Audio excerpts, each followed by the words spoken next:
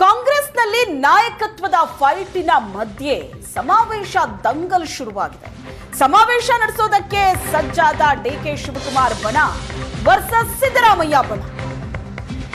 ಸಮಾವೇಶ ನಡೆಸೋದಕ್ಕೆ ಸಜ್ಜಾಗಿದ್ದಾರೆ.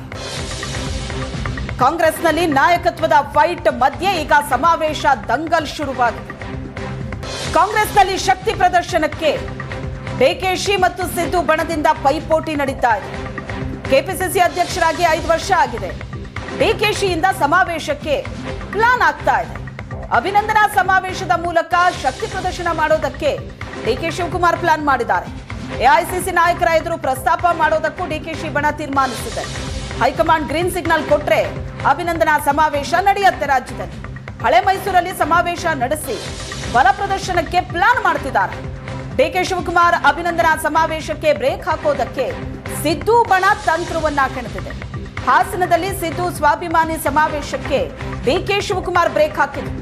ಹಾಸನದಲ್ಲಿ ಒಂದು ಸಮಾವೇಶ ನಡೆಸೋದಕ್ಕೆ ಸಿದ್ದರಾಮಯ್ಯ ಬಣ ಪ್ಲಾನ್ ಮಾಡಿತ್ತು. ಅದಕ್ಕೆ ಬ್ರೇಕ್ ಹಾಕಿದ್ದು ಡಿಕೆ ಶಿವಕುಮಾರ್ ಹೈಕಮಾಂಡ್ನ ಮೂಲಕ. ಪಕ್ಷದ ವೇದಿಕೆಯಲ್ಲಿ ಸಮಾವೇಶ ನಡೆಸಿ ಡಿಕೆಶಿ ಚೆಕ್ಮೇಟ್ ಅನ್ನ ಕೊಟ್ಟಿದ್ರು. ಈಗ ಡಿಕೆ ಶಿವಕುಮಾರ್ ಅಭಿನಂದನಾ ಸಮಾವೇಶಕ್ಕೆ ಬ್ರೇಕ್ ಹಾಕೋದಕ್ಕೆ ಸಿದ್ದರಾಮಯ್ಯ ಬಣ ಪ್ಲಾನ್ ಮಾಡ್ತಾ ಇದೆ.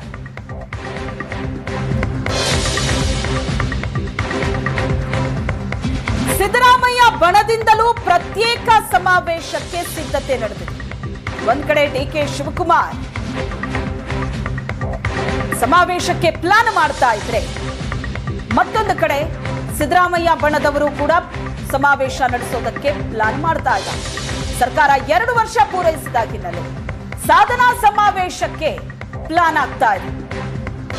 ಡಿಕೆ ಶಿವಕುಮಾರ್ ಅಭಿನಂದನಾ ಸಮಾವೇಶಕ್ಕೆ ಪ್ಲಾನ್ ನಡೀತಾ ಇದ್ರೆ, ಈ ಕಡೆ ಸಿದ್ದರಾಮಯ್ಯನವರ ಬಣದವರು ಸರ್ಕಾರ 2 ವರ್ಷ ಪೂರೈಸಿದ ಹಿನ್ನೆಲೆ ಸಾಧನಾ ಸಮಾವೇಶ ಮಾಡ್ತೀವಿ ಅಂತ ಎದ್ದಿದ್ದಾರೆ.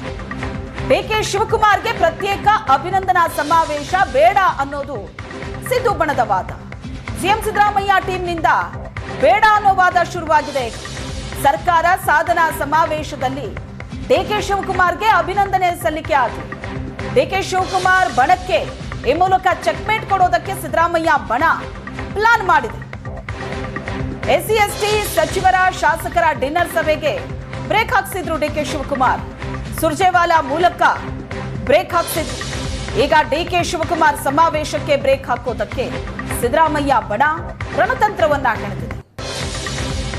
ಅಭಿನಂದನಾ ಸಮಾವೇಶ ಬೇಡ, ಅದರ ಬದಲು ಸರ್ಕಾರ ಹೇಗೂ 2 ವರ್ಷ ಪೂರೈಸಿದೆ ಯಶಸ್ವಿಯಾಗಿ, ಸಾಧನಾ ಸಮಾವೇಶ ಮಾಡೋಣ.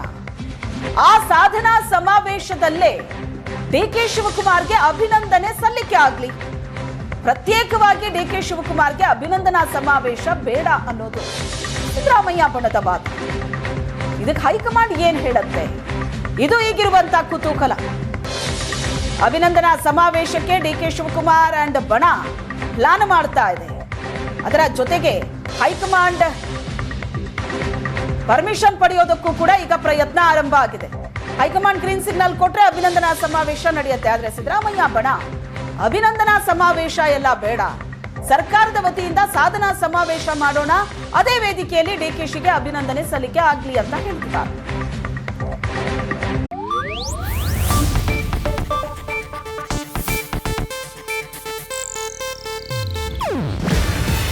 ಇದು ಏಷ್ಯಾನೆಟ್ ನ್ಯೂಸ್ ನೆಟ್ವರ್ಕ್ ಪ್ರಸ್ತುತಿ. ನೀವು ನೋಡ್ತಿದ್ದೀರಾ ಏಷ್ಯಾನೆಟ್ ಸುವರ್ಣ ನ್ಯೂಸ್.